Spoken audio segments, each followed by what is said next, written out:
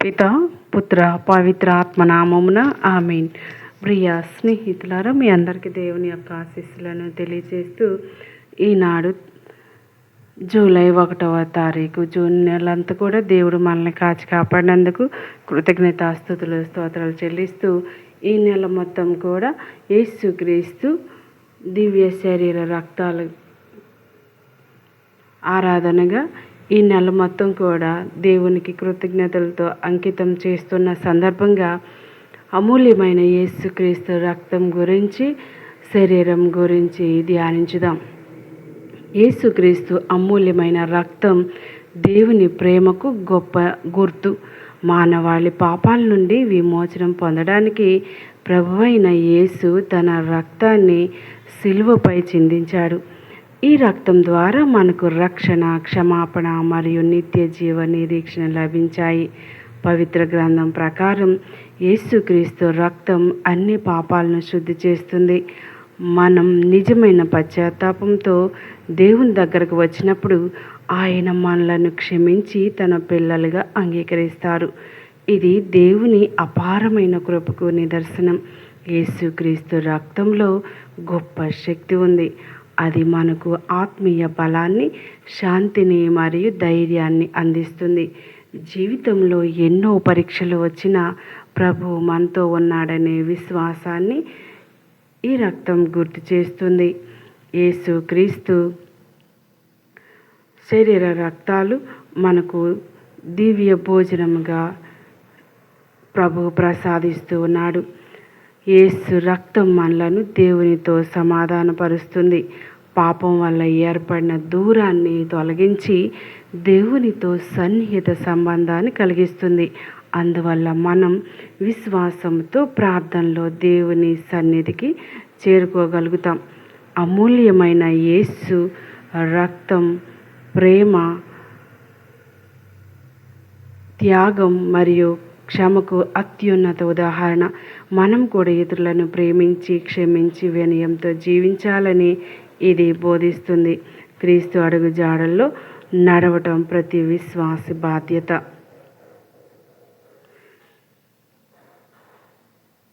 దేవుడు మనల్ని ఎంతగానో ప్రేమించి ప్రతిరోజు మన జీవితంలో యేసుక్రీస్తు రక్తమునకు కృతజ్ఞతలు చెప్పాలి. ఆయన చేసిన త్యాగాన్ని జ్ఞాపకం చేసుకుంటూ పవిత్రమైన జీవితాన్ని గడపడానికి ప్రయత్నించాలి. దేవుని చిత్తానికి లోబడుతూ జీవించడం ఆయనకు ఇష్టమైనది. యేసుక్రీస్తు అమూల్యమైన రక్తం విశ్వసించే ప్రతి ఒక్కరికి నిరీక్షణకు మూలం. ఎలాంటి పరిస్థితులు ఎదురైనా దేవుని ప్రేమ మనలను విడిచిపెట్టదనే ధైర్యాన్ని ఇది ఇస్తుంది. ఆయన కృపలో నిలిచిన వారికి ఆత్మీయ విజయం లభిస్తుంది. కాబట్టి యేసుక్రీస్తు అమూల్యమైన రక్తం మన విశ్వాసానికి పునాది. దాన్ని గౌరవిస్తూ, కృతజ్ఞతతో జీవిస్తూ సువార్తను ఇతరులతో పంచుకోవాలి. ప్రభు రక్తం ద్వారా లభించిన రక్షణను ఆనందిస్తూ దేవుని యొక్క కృపను అనుభవించగలుగుతాం. అంతేకాదు ప్రియ స్నేహితులారా, న్యాయం దేవునికి ప్రీతికరం. దేవుడు న్యాయాన్ని ఎంతో ప్రేమిస్తాడు. బలహీనులను ఆదరించడం, నిజాయితీగా ఉండటం, ఎవరికి అన్యాయం చేయకుండా జీవించటం నిజమైన విశ్వాసానికి గుర్తు. ఆరాధనతో పాటు పరిశుద్ధ జీవితాన్ని జీవించమని ప్రభు కోరుతూ ఉన్నాడు. దేవుడు కేవలం బాహ్య ఆరాధన మాత్రమే కోరుకోడు. మన హృదయం పరిశుద్ధంగా ఉండాలి. మన జీవితం ఆయన చిత్తానికి అనుగుణంగా ఉండాలి. అప్పుడు మన ప్రార్థనలు, స్తుతులు ఆయనకు ఇష్టమైన అర్పణలు అవుతాయి. ప్రేమ మరియు నీతి కలిసి నడవాలి.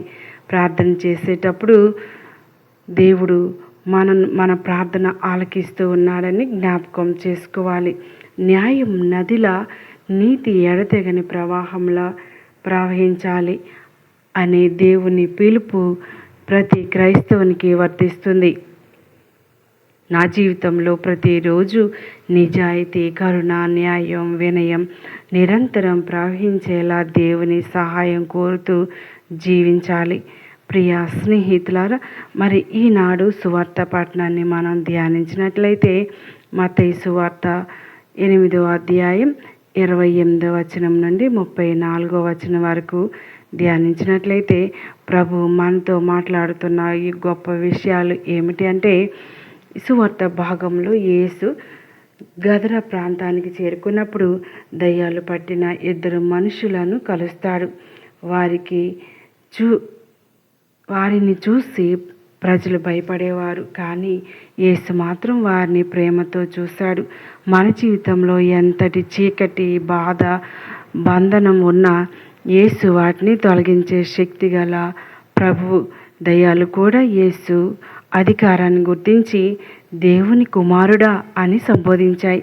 ఇది యేసు దైవత్వానికి ఒక సాక్ష్యం. మనం కూడా ఆయనను నిజమైన ప్రభువుగా అంగీకరించి ఆయన అధికారానికి విధేయులమై జీవించాలి. యేసు ఒక్క మాటతో దయ్యాలను వెళ్ళగొట్టాడు. దేవుని వాక్కుకు ఉన్న శక్తి ఎంతో గొప్పది అని తెలియజేస్తుంది. మన హృదయంలోని భయం, నిరాశ, పాపం, చెడు అలవాట్లు కూడా ఆయన వాక్యంతో తొలగిపోతాయి. దెయ్యాలు పందుల మందలోనికి వెళ్ళి ఆ పందులు సముద్రంలో పడి నశించాయి. ఇది చెడు శక్తుల అంతిమ ఫలితం వినాశనమే అని గుర్తు చేస్తుంది. దేవునికి దూరంగా నడిపించే ప్రతి మార్గాన్ని మనం జాగ్రత్తగా విడిచిపెట్టాలి. విముక్తి పొందిన మనుషుల ఆనందాన్ని చూసిన ప్రజలు తమ ఆస్తి నష్టాన్ని మాత్రమే చూసి యేసును వెళ్ళిపోవాలని కోరారు. కానీ కొన్నిసార్లు మనం దేవుని కృప కంటే భౌతిక లాభాలకు ఎక్కువ విలువిస్తాం. మన ప్రాధాన్యతలు దేవుని చిత్తానికి అనుగుణంగా ఉండాలి. యేసు ఎవరి జీవితాన్నైనా పూర్తిగా మార్చగలడు. సమాజం తిరస్కరించిన వారిని కూడా ఆయన గౌరవంతో తిరిగి నిలబెడతాడు. అందువల్ల ఎవరిని ఆశ లేని వారిగా చూడకుండా దేవుని కృపపై విశ్వాసం ఉంచాలి. ఈ సంఘటన మనకు విశ్వాసం మరియు భయానికి మధ్య ఉన్న తేడాను నేర్పుతుంది. దయ్యాలను యేసు చూసి భయపడ్డాయి. ప్రజలు కూడా భయంతో ఆయనను దూరం చేశారు, కానీ శిష్యులు ఆయనను అనుసరించారు. మనం భయంతో కాక విశ్వాసంతో యేసును స్వీకరించాలి. ఈ వాక్యం మన జీవితానికి ఒక ఆహ్వానం. యేసు మన హృదయంలోని ప్రతి బంధనాన్ని విరిచివేసి నిజమైన స్వేచ్ఛను ఇవ్వాలనుకుంటూ ఉన్నాడు. ఆయనను విశ్వాసంతో ఆహ్వానిస్తే మన జీవితాన్ని శాంతిమయంగా మారుస్తాడు. దయగల దేవుడు ఏ విధంగా అయితే ఆ దయ్యం పట్టిన 2 వ్యక్తులను స్వస్థపరిచాడో, ఈనాడు మనల్ని కూడా అనేక రుగ్మతల నుంచి, అంటువ్యాధుల నుంచి, భయాందోళనల నుంచి మనందరినీ రక్షించునుగాక.